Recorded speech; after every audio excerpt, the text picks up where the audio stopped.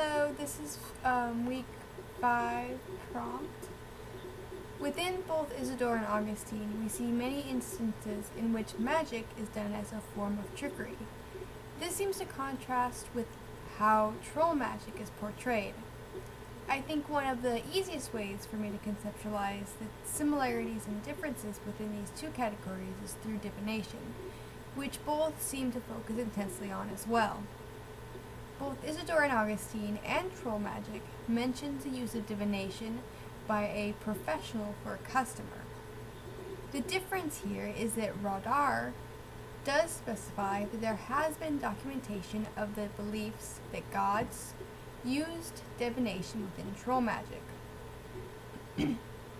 Of course, in Augustine and Isidore's work, the belief was that pagans, who were the ones performing these acts, would not have had gods, but rather demons. Another difference was the way one learned to use these practices and how they were performed.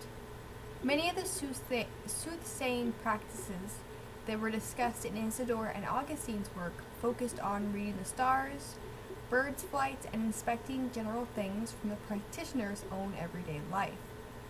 This contrasted greatly with how troll magic is described, in which entire rituals lasted for several days. Because of the use of seemingly formal ceremonies, the practitioners had to be well versed in the field of study. Thus, a student of troll magic had to learn directly from a professional.